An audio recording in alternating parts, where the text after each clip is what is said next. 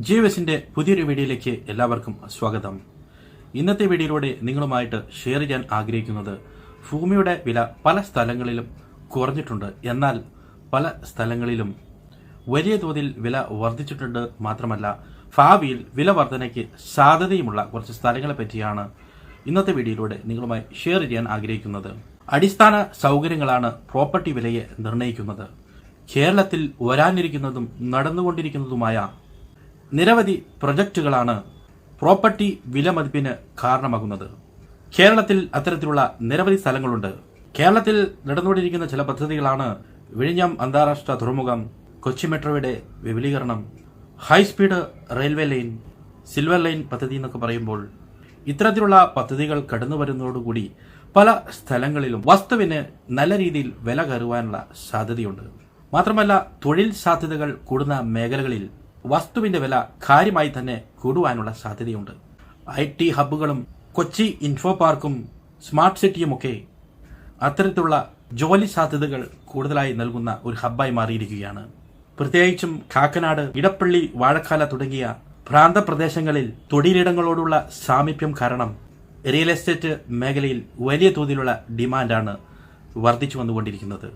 Techno പാർക്കും വരാനിരിക്കുന്ന techno സിറ്റിയും IT പ്രൊഫഷണലുകളെയും ബിസിനസ്സുകാരെയും വലിയ തോതിൽ ആകർഷിക്കുന്നു. ഇത്തരം പ്രദേശങ്ങൾക്ക് സമീപം പ്രോപ്പർട്ടിക്ക് ഉയർന്ന ഡിമാൻഡ് സൃഷ്ടിക്കപ്പെടുന്നു. മെച്ചപ്പെട്ട തൊഴിലവസരങ്ങൾ, മികച്ച ജോലികൾ, സൗകര്യങ്ങൾ, ജീവിത രീതികൾ എന്നിവയാൽ ആളുകൾ കൂടുതലായി നഗരപ്രദേശങ്ങളിലേക്ക് മാറി താമസിക്കുവാൻ താല്പര്യപ്പെടുന്നു.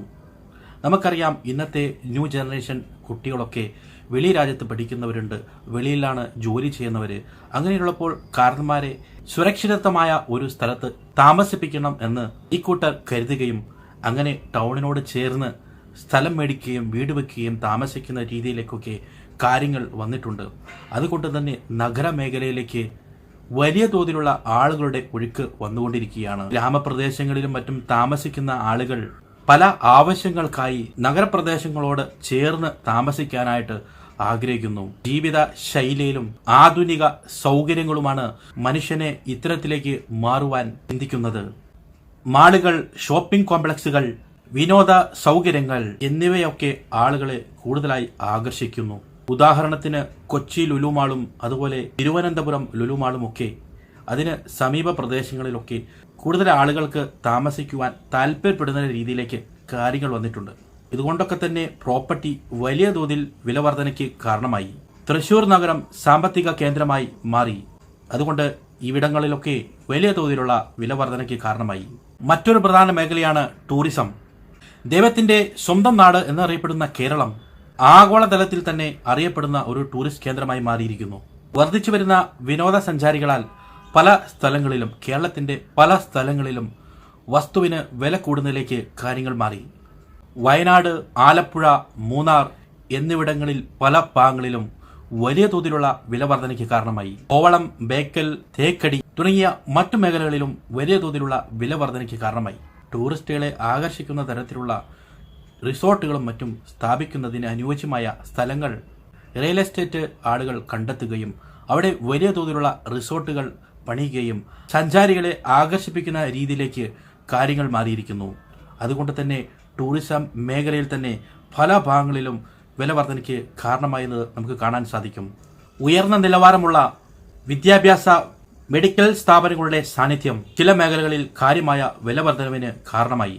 പ്രശസ്തമായ സ്കൂള്, കോളേജ്, സർവകലാശാലകൾ എന്നിവയ്ക്ക് സമീപമുള്ള പ്രദേശങ്ങളിൽ നിരവധി ആളുകളാണ് വാടകയ്ക്ക് താമസിക്കുന്നത്.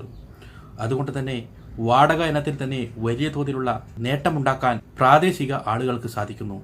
ഇത് വസ്തുവിന്റെ ഡിമാൻഡ് കൂടുന്നതിന് കാരണമായി. ഇപ്പോൾ തിരുവനന്തപുരത്തേക്ക് വരികയാണെങ്കിൽ കേരള സർവകലാശാല, national institute of speech and hearing തുടങ്ങിയ പ്രശസ്തമായ സ്ഥാപനങ്ങളുടെ ആസ്ഥാനമാണ് തിരുവനന്തപുരം.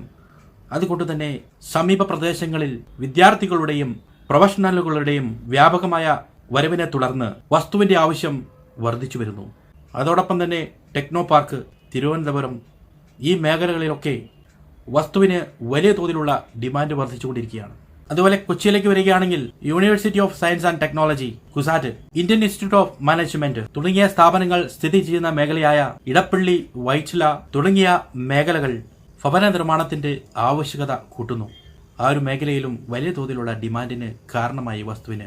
കോട്ടയത്തേക്ക് വരികയാണെങ്കിൽ മഹാത്മാഗാന്ധി യൂണിവേഴ്സിറ്റി പോലുള്ള വിദ്യാഭ്യാസ സ്ഥാപനങ്ങൾക്ക് പേരുകേട്ട കോട്ടയം റിയൽ എസ്റ്റേറ്റ് ആവശ്യകത വർദ്ധിപ്പിച്ചുകൊണ്ട് വിദ്യാർത്ഥികളുടെയും അധ്യാപകരുടെയും കേന്ദ്രമായി മാറിക്കഴിഞ്ഞു.